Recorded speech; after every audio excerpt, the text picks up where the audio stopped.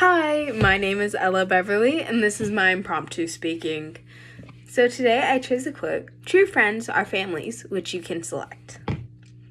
And I've never agreed with something more. Depending on how you define family, depends on how you see my family. If you strictly consider family what is biological and what is by blood, I don't know my family at all. I know somewhere in the world that there is a man and a woman who created me, how I am sitting here breathing and speaking to you. But I don't know what they look like. I don't even know their names. I don't know how old they are. I don't have any of my medical history for my family because I just don't know anything about them. And I also know somewhere in the world there are 5 to 7 boys who are related to me by blood. Never met any of them. Don't know what they look like. Don't know how old they are. Don't know their names. Just know that they're there. I know I was going to be their first sister if I wasn't given up pretty much the moment I was born. But hey, it's okay. 11 months later, I was brought into my family by law. If you consider family strictly what the law says, if you were to look up a family, there it is. If that's all you consider it, here's my family by law. Me and my mom. We are one of the closest mother-daughter duos that you will ever see. But it wasn't an easy road to get us where we are today. When I was 11 years old, my father passed away. He's the reason that me and my mom are so close now.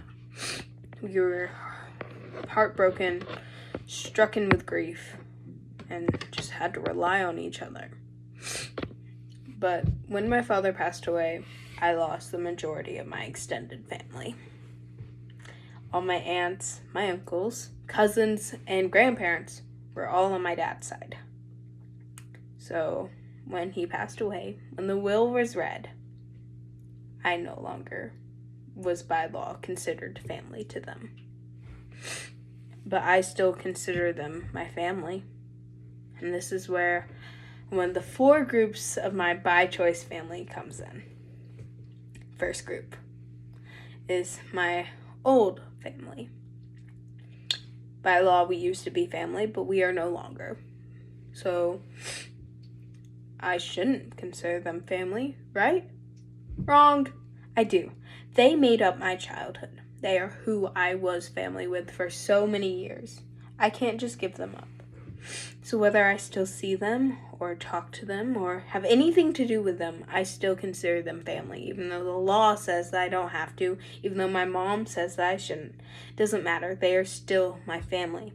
I will still forever love them and be grateful for them. And they lead straight into my second group. My high schoolers that raised me. Remember how I said my family that used to be my family made up my childhood, and that's part of the reason I don't want to get rid of them? Same with these kids. When I was younger, my mom had a lot of extra stuff on her plate as a school teacher who also ran chorus and shows. There was always some rehearsal going on, whether it be till 5, 7, or even as late as 9. And I was a little kid who had nothing to do with it and who was bored. My father worked in a school a county over and had extra stuff to run too. So, who was going to watch me? High schoolers, apparently. It's crazy to think that these high schoolers were the high schoolers who helped me learn how to read, helped me with my math homework, helped me with my science projects, helped me with my history timelines. It didn't matter what my problem was. They were always there to help me.